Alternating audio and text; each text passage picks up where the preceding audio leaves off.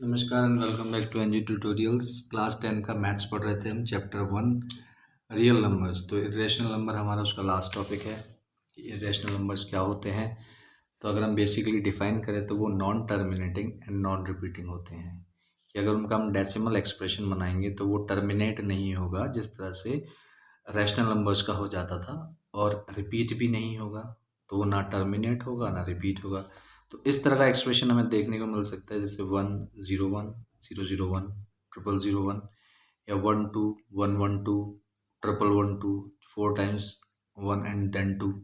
ठीक है, इंटीजर्स जो कि परफेक्ट स्क्वायर नहीं होते हैं और उनका रूट निकालना पड़े हमें, तो हमें देखने को मिल सकते हैं इरेशनल नंबर्स। क्यूब्स जो परफेक्ट क्यूब नहीं होते हैं उनका अगर हमें क्यूब रूट निकालना पड़े तो वो हो सकते हैं इरेशनल नंबर्स। तो ये है। तो जो क्वेश्चंस आपसे एग्जाम में पूछे जाते हैं वो कुछ इस तरह के होते हैं, आप देख सकते हैं कि प्रूव करो रूट 2 रूट 3 रूट 5 या root p is irrational number. तो इसे हम कॉन्ट्राडिक्शन टू अजम्पशन, इसके बेस पे हम प्रूव करते हैं। तो देख लेते हैं हम किस तरह से काम करते हैं इस चीज़ के लिए।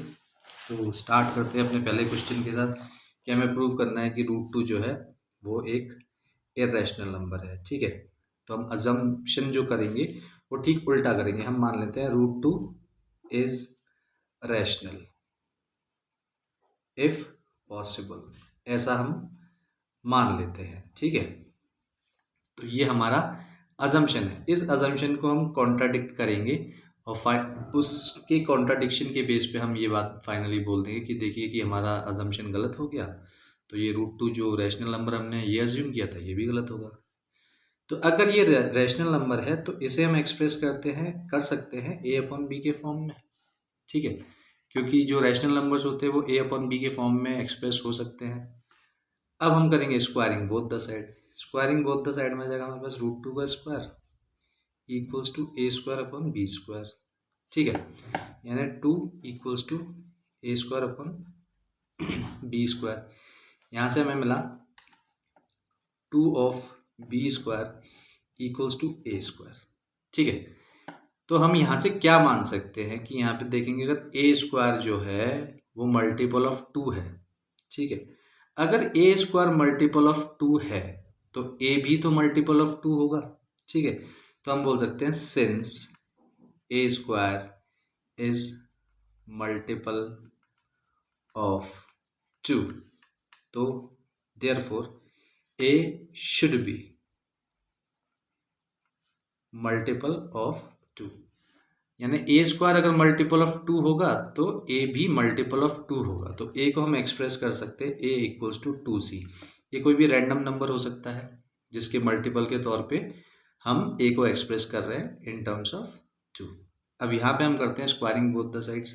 तो यहाँ पे हमें मिलता है a square equals to 2c का होल स्क्वायर। यहाँ पे हमने किया स्क्वायरिंग बोथ साइड्स। ठीक है, तो यहाँ पे मिला हमें a square equals to 4c square. अब ये हमारी इक्वेशन जो यहाँ मिली थी हम इस इक्वेशन को 1 मान लेते हैं, इस इक्वेशन को 2 मान लेते हैं। ऑन कंपेयरिंग हम देख सकते हैं जब ए स्क्वायर 4c स्क्वायर के बराबर है और ए स्क्वायर 2b स्क्वायर के बराबर है, तो फ्रॉम 1 एंड 2 हम बोल सकते हैं ना कि 4c स्क्वायर जो होगा वो 2b स्क्वायर के बराबर होगा। ठीक है, अब यहाँ से 2 से ये 4 कैंसिल हुआ तो यहाँ पे आ गया 2 और हमें एक एक्सप्रेशन मिल रहा है 2c square equals to B square. ठीक है, अब यहाँ से हमें देखने को मिल सकता है कि जो बी स्क्वायर है वो भी मल्टीपल ऑफ 2 है, क्योंकि वो एक्सप्रेस हो रहा है ना 2 multiply by something b square को। Since b square is multiple of 2 therefore b should be multiple of 2 होना चाहिए। ठीक है, तो अब यहां से हमने देखा कि 2 is common factor between A and B. ठीक है, कि यहां पे हमने क्या प्रूव किया कि ए जो है वो शुड बी मल्टीपल ऑफ 2, मतलब जो 2 है वो फैक्टर है ए का। यहां से हमें मिला B should be multiple of 2, यानी 2 जो है वो फैक्टर है बी का। अब जब हमने रूट टू को एक्सप्रेस किया था ए अपॉन बी के फॉर्म में, तब हम ये मान के चल रहे थे कि ये म्यूचुअली को प्राइम होंगे, इनका कोई कॉमन फैक्टर नहीं होगा। अब हम बोलेंगे सिंस आर अजम्पशन, जो हमारा अजम्पशन था, सेज, जो हमारा असम्पशन था वो क्या कह रहा था कि ए एंड बी आर को प्राइम। को प्राइम मतलब इनके आपस में कोई कॉमन फैक्टर नहीं है।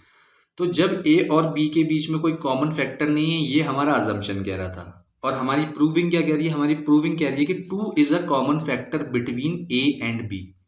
तो ये हमारे अजम्पशन को कॉन्ट्राडिक्ट करता है। तो हम बोलेंगे दिस इज कॉन्ट्राडिक्शन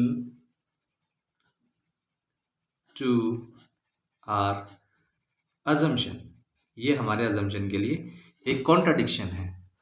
देयरफॉर, अब हमने अज्यूम तो एक और चीज़ की थी। हमने अज्यूम क्या किया था कि रूट टू को हम रेशनल मान लेते हैं अगर पॉसिबल है तो, और एक्सप्रेस करते हैं ए अपॉन बी के फॉर्म में। ठीक है, अब ए अपॉन बी जो कि म्यूचुअली को प्राइम होने चाहिए हमारे अजम्पशन के हिसाब से, हमारी प्रूविंग हमें लाके खड़ा कर देती है उस जगह पे जहाँ पे हम देखते हैं कि 2 एक कॉमन फैक्टर है। ये हमें इंडिकेट करता है कि ये कॉन्ट्राडिक्शन है हमारे अजम्पशन से। तो हमारा एक और भी तो अजम्पशन था कि root two is rational number. तो अब उधर भी हमें कॉन्ट्राडिक्शन देखने को मिलेगा। तो हम बोलेंगे therefore root two is irrational following contradiction to our assumption.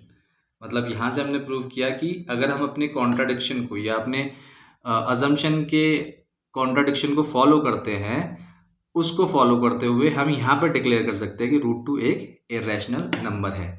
अब ये स्लोली इसलिए एक्सप्लेन किया कि इसे समझना थोड़ा मुश्किल होता है, हर चीज़ लिखने की कोशिश की गई है, तो आप इसे ठीक से फॉलो कीजिएगा। रूट 3 का प्रूविंग देखते हैं, उसमें मैं इतना डिटेल में नहीं जाऊँगा।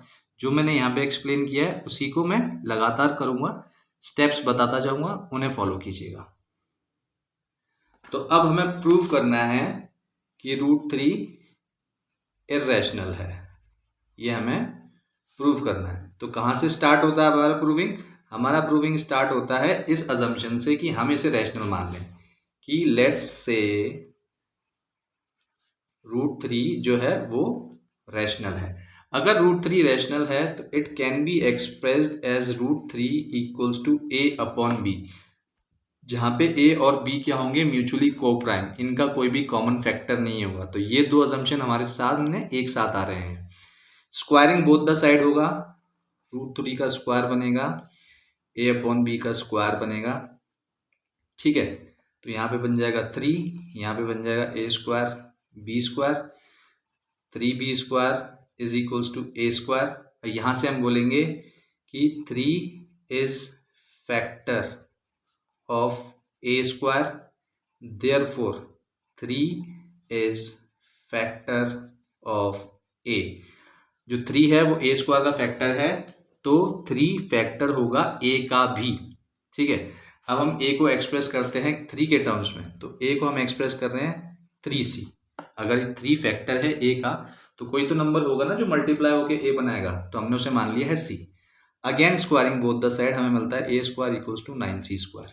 ये हमारा इक्वेशन 2 है और ये हमारा इक्वेशन 1 है। ऑन कंपेयरिंग, यहाँ पे भी ए स्क्वायर है, यहाँ पे भी ए स्क्वायर है, तो ऑन कंपेयरिंग इक्वेशन 1 एंड 2 हमें मिलती है equation 3b square equals to 9c square. 3 से ये कैंसिल हुआ तो हमें मिलता है यहाँ पे b square equals to 3c square. अब यहाँ पे ये क्या बोल रहा है कि 3 is factor of b square, therefore 3 is factor of b। ठीक है, यहाँ पे हमारे पास क्या है? 3 इज फैक्टर ऑफ a। देखेंगे यहाँ पे हमने क्या प्रूविंग की कि 3 फैक्टर है a का, और यहाँ पे हमें क्या मिला कि 3 फैक्टर है b का। जबकि हमने जब अज्यूम किया था तो हमने बोला था कि ये म्यूचुअली को प्राइम नंबर है, और यहाँ पे हम डिक्लेयर करेंगे this is contradiction to our assumption. मतलब जो हमने अज्यूम किया था उसका ठीक ऑपोजिट है। हमने एक और चीज़ क्या अज्यूम की थी? हमने एक और चीज़ अज्यूम की थी कि रूट 3 को रैशनल नंबर मान लेते हैं अगर हो सकता है तो। तो अगर ये कॉन्ट्राडिक्शन है हमारे अजम्पशन का तो हम बोल सकते हैं therefore we can say √3 is irrational. तो इस तरह से ये प्रूविंग यहाँ पे खत्म होती है। एक इस तरह का क्वेश्चन आता है जिसके अंदर आपको दे रखा होता है कोई इस तरह का एक्सप्रेशन 3 + √5/7 इज इरेशनल, ये हमें प्रूव करना है और गिवन है कि √5 अपने आप में एक इरेशनल नंबर है। ठीक है, तो हम यहाँ पे ऐसे बोलते हैं कि अज्यूम ही कर लेते हैं, अज्यूम से ही स्टार्ट होता है कि 3 + √5/7 को हम मान लेते हैं कि ये एक रैशनल नंबर है। अगर ये एक रैशनल नंबर है तो 3 + √5/7 शुड बी a/b। ठीक है, तो ये a/b के टर्म्स में एक्सप्रेस हो जाना चाहिए। अब हम सिर्फ ट्रांसपोजिंग करेंगे तो 3 + √5 7a/b, 3 को उधर ट्रांसपोज करेंगे, √5 = 7a/b - 3 शुड बी